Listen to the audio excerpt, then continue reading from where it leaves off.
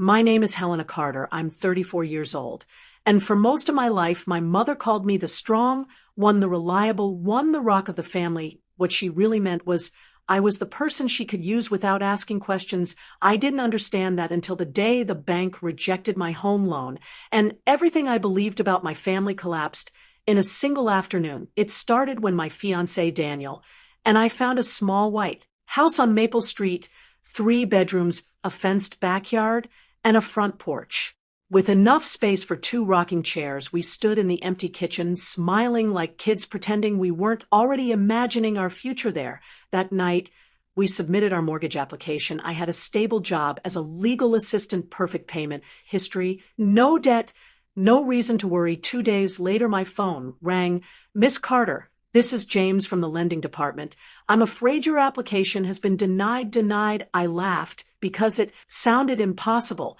There must be a mistake. He cleared his throat. Your credit score is 492 and there are multiple delinquent accounts in your name. I felt the room tilt. I drove to a parking lot and pulled my credit report with shaking hands. Then I saw it: credit cards, personal loans, medical debt, store accounts, all under my name. Some opened when I was 16. One account had been active for years. Total balance over $140,000. I stared at the screen, unable to breathe. Someone had stolen my identity, and then I saw the mailing address attached to every account: my parents' house. I called my mother immediately. "Mom, I need to ask you something. Why are there loans in my name?" There was silence. Then tears came instantly, fake dramatic tears. "Oh, honey, identity theft is everywhere these days. You have to be careful online." I said, "One of the accounts is being paid monthly from a checking account ending in 2274. Another silence. Then in the background, I heard my father say, "Linda, just tell her." My stomach dropped. My mother started crying louder. "Why are you attacking me? You know how much stress I'm under." I hung up. Daniel was sitting across from me at the kitchen table when I lowered the phone. He didn't ask what happened. He already knew. "They did it, didn't they?" I nodded. 18 years of it. I spent the next week uncovering the truth. My parents had used my social security number since I was 16. They opened credit cards when they needed cash, loans when they wanted vacation store, accounts for furniture, even a fake small business under my name to avoid taxes. Every time something maxed out, they opened something new, and through it all, my mother praised me in public. "Helena is the responsible one. Helena is the rock of this family." I wasn't the rock. I was the spare identity she used whenever hers got too crowded. I filed fraud reports with every credit bureau. I filed a police report. I contacted the IRS. I hired an attorney named Margaret who looked through my paperwork and said one sentence I'll never forget: "We're not getting revenge. Helena, we're getting your name back." 3 weeks later, my grandmother turned 80 and the whole family gathered in her backyard. 40 people, cousins, neighbors, church friends, everyone. My mother loved an audience. She wore pearls and acted like the queen of a kingdom built on lies. I arrived early with Daniel, and a sealed envelope in my purse. Inside was a formal no contact notice and copies of every fraud report. My mother saw me from across the yard and turned away, pretending not to care. During lunch, my sister Megan gave a sweet toast to Grandma. Then my mother stood up with a wine glass in her hand and smiled sadly, the way she always did before playing victim. She said, "Being a mother is hard, especially when daughters forget who sacrificed everything for them." The yard went quiet. She looked directly at me. "Some children grow up and think boundaries are more important than family."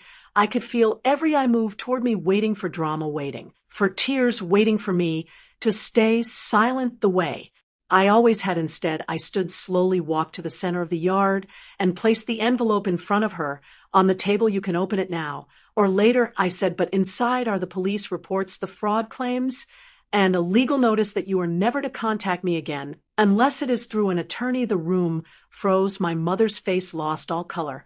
"How dare you do this here?" she whispered. I looked at her calmly. "You did it here first 18 years ago when you signed my name for the first time."